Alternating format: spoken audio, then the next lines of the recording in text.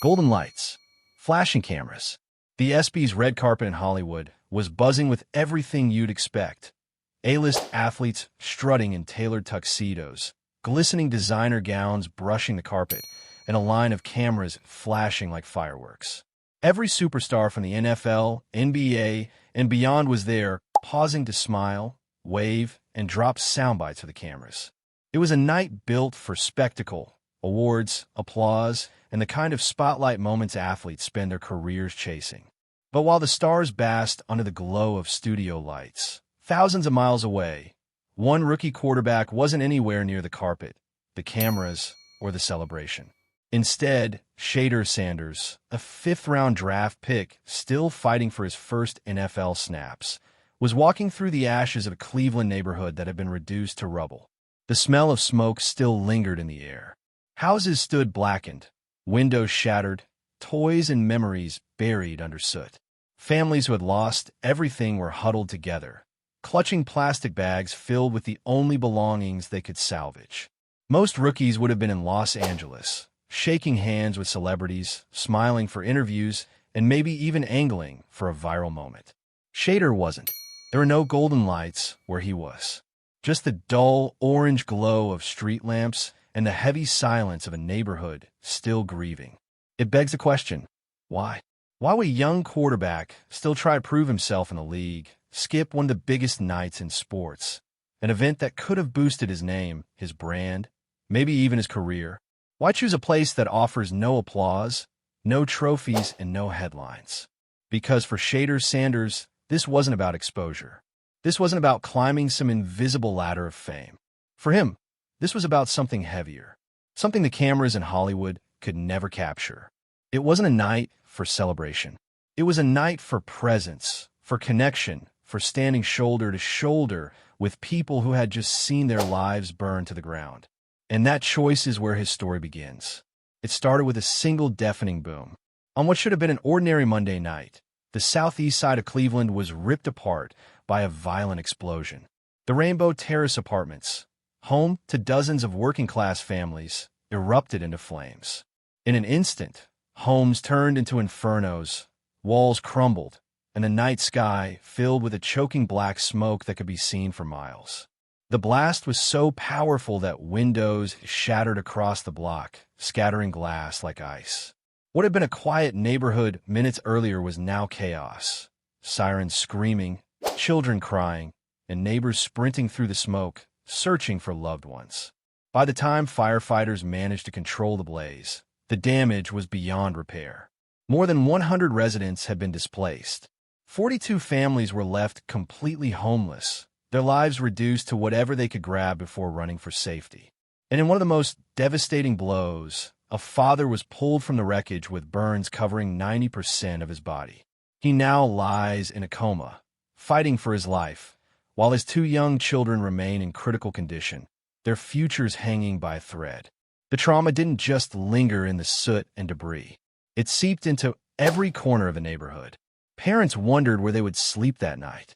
Children stared at the charred remains of the only home they had ever known. This wasn't just a disaster. It was a wound that would take months, maybe years to heal. And while the local news covered the fire outside of Cleveland, the story barely flickered on the national radar. There were no league-wide fundraisers, no tributes, no front office statements from the NFL about standing with the community. The same league that pours billions into inspire change campaigns seemed to let this tragedy pass quietly, like just another headline on the crawl at the bottom of a sports broadcast. For most of the country, the Rainbow Terrace explosion was a passing story, tragic but distant. For Cleveland, it was everything. And for Shedeur Sanders, even before he ever stepped foot on those blackened streets, it became a calling. While the Rainbow Terrace neighborhood struggled to make sense of the devastation, Shedeur Sanders was facing a decision most rookies never even consider. The ESPYs weren't just a party, they were a platform. A chance for a fifth-round draft pick like him to stand shoulder to shoulder with the biggest names in sports, shake the right hands, and maybe secure a few sponsorships before his NFL journey even began.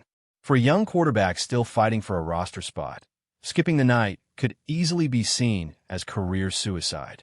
But Shedeur didn't see it that way. He saw something else, something heavier than the flash of cameras or the glimmer of red carpets. As he later put it, God told me to come out here, so I'm never going to question his word. This wasn't a team event. There were no coaches pushing him to make an appearance, no PR staff urging him to look good for the cameras. In fact, there were plenty of voices telling him not to go at all. It's not safe down there. That's not your responsibility. Focus on football. Let someone else handle it. But Shedeur Sanders didn't listen to the noise. He wasn't going to sit in a luxury condo or jet off to Los Angeles, while families a few miles from his new home were sleeping on cots and shelters, clutching at whatever dignity they had left. At just 22 years old, he chose the harder road, the one few in his position would even think to take. For Shedeur, it wasn't about optics. It wasn't about proving anything to the league or the critics. It was about presence, showing up, standing with people in their lowest moment, and letting them know that someone, even if just a rookie quarterback, was willing to walk beside them in the ashes. And that decision would lead to a day Cleveland wouldn't soon forget. When Shedeur Sanders finally stepped onto the cracked blacktop of Garden Valley, there were no spotlights waiting for him. No luxury cars rolling up, no celebrity entourage, no paparazzi angling for the perfect shot. He wasn't wearing a tux or a designer jacket, just sneakers, shorts, and a plain t-shirt. In one hand, a football. In the other, nothing but energy. The neighborhood, still scarred by the explosion, felt heavy at first, like a place still learning how to breathe again. But within minutes of his arrival, that weight started to lift. Kids began to trickle out from nearby shelters, some still in donated clothes, their faces hesitant but curious. By the time Shedeur tossed his first spiral across the street, laughter began to echo through the apartment complex like a long-lost sound. There were no podiums, no speeches, no oversized checks for the cameras. This wasn't about optics. It was about presence. For nearly 4 straight hours, Shedeur threw passes to wide-eyed 7-year-olds who could barely hold the ball. He raced down the blacktop, laughing as kids twice as small as him tried to tag him. He crouched down to blow bubbles with toddlers, spun a dance move with a grandmother who refused to sit on the sidelines, and even lined up for a round of cornhole like he'd been part of the block for years. The DJ set up a speaker, and soon music filled the air. For the first time since the explosion, Rainbow Terrace felt alive. It wasn't just a gathering, it was a pulse. Neighbors who hadn't smiled in weeks were clapping along to the beat. Parents exhaled as they watched their children, for a few precious hours, forget the smell of smoke and the sound of sirens. Cleveland Browns teammate Mike Carl Jr. showed up too, quietly standing off to the side at first. But even he knew who the heart of the day was.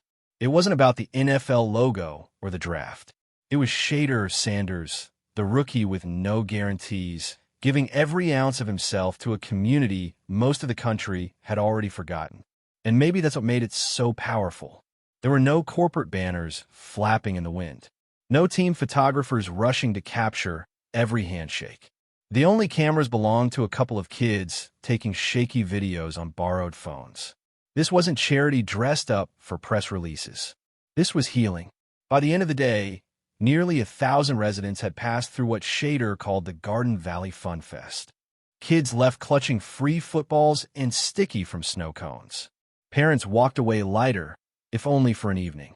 And as the sun dipped low over Cleveland, Shedeur stayed until the last photo was taken, the last hug given, the last child had a smile on their face.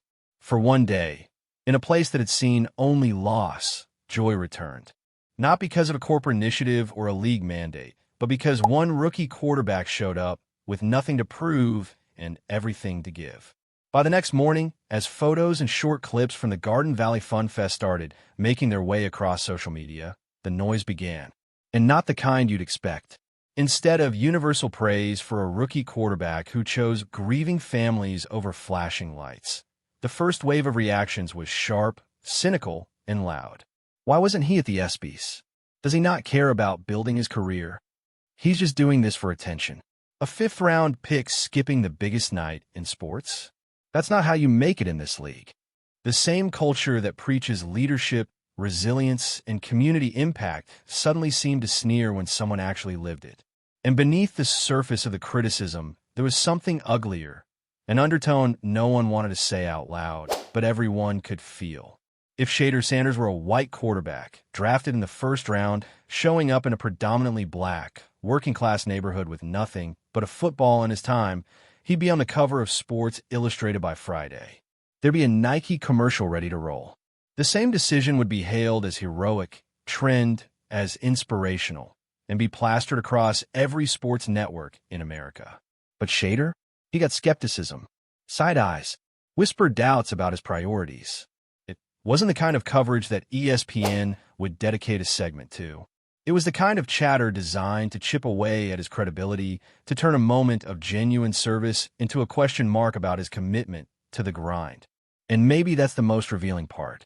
In a sports culture obsessed with stats, fame, and performance, presence doesn't always sell.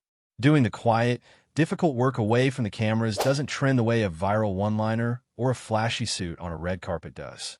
But for Shedeur Sanders, the noise didn't change a thing.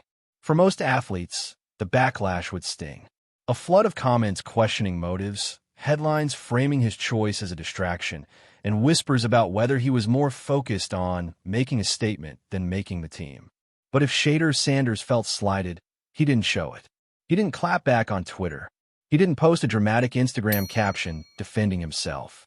When asked about the criticism, he stayed composed, calm, grounded, and almost impossibly mature for a 22-year-old rookie quarterback. I just wanted a day for everybody to get out here and have some type of enjoyment, excitement, he told a local reporter after the Fun Fest, his voice steady, unbothered by the noise. Bring the family atmosphere back. And then he said the words that told you exactly where his heart was. Sending money is easy, but you have to actually go out there and be in the flesh. It wasn't a shot at other athletes. It wasn't posturing. It was a simple truth. In an era where charity can feel like a photo op, where cutting a check or posting a black square on Instagram passes for activism, Shedeur was making it clear that real connection, real service, requires showing up, looking people in the eye, hugging kids who don't know where they'll sleep next week, letting your presence mean more than any donation ever could. And while the outside world tried to spin his actions as a distraction from football, Shedeur's focus never wavered. Training camp was approaching, and he wasn't demanding first-team reps or venting about his draft position. He was studying the playbook, absorbing every bit of wisdom from veterans, and preparing quietly. "I got time," he said when asked about his role. "Time to grow, time to learn, time to understand the ins and outs of the defense. When it's time for me to play, I'll be ready." There was no ego in his voice, no desperation to be noticed, just patience and purpose, a rare mix for a young player with a famous last name and a city full of expectations watching his every move. Because for Shedeur Sanders, leadership isn't about being loud or flashy. It's about showing up when no one asks you to, putting in the work when no one's watching, and letting your actions, not the headlines, define who you are. Long before Shedeur Sanders has thrown his first NFL touchdown, he's already building something far more lasting than stats or highlight reels. In Cleveland, he's carving out a role that goes beyond the huddle, a role not just as a quarterback, but as a leader who understands that impact isn't measured only on Sundays. Since arriving in the city, Sanders has made community work his signature. His first stop wasn't a sponsor event or a flashy endorsement shoot. It was John Marshall High School. Standing in front of a room full of teenagers, many of them young, black, and familiar with the feeling of being doubted, he spoke with a conviction beyond his years. "I plan to bring a Super Bowl to Cleveland," he told them. Not as a boast, not as a headline-grabbing promise, but as a way to plant belief where there's often only doubt. To show those kids that someone who looks like them, talks like them, and has been doubted like them, believes enough to dream big and back it up with work. It's a different energy than the one his father, Deion Sanders, carried during his Hall of Fame career. Deion was flash, fire, and spectacle, gold chains, bold statements, primetime swagger. Shedeur, though, he's built from quieter steel. His legacy isn't going to be crafted by dazzling celebrations or viral sound bites. It's being built in classrooms, on playgrounds, and on the blacktops of neighborhoods that feel forgotten by the very city they call home. Cleveland may not fully realize it yet, but they're witnessing the rise of something rare. A quarterback who understands that his true legacy won't be defined by the stats on a scoreboard, but by the moments no one asked him to create. The moments where he shows up, not because it's good PR, not because it's expected, but because he believes leadership starts with presence, not applause. And when the lights eventually hit and Shedeur Sanders steps onto an NFL field, he'll already have something most rookies spend their careers searching for, a foundation built not on hype, but on heart. While the sports world chased trophies, red carpets, and viral moments, Shedeur Sanders chose something different, something deeper. He skipped the bright lights and headlines to walk streets still stained with ash, to toss a football with kids who lost everything, to hug families who didn't know where they'd sleep tomorrow. In a culture obsessed with performance, he chose presence. While others collected applause, he built trust. While most rookies worry about fame and future contracts, he built something far more powerful, a bond with a city in pain. Because legacy isn't written only in the playbook or on a stat sheet. It's written in the moments no one asked for, in the choices that don't trend, in the places where no cameras are rolling.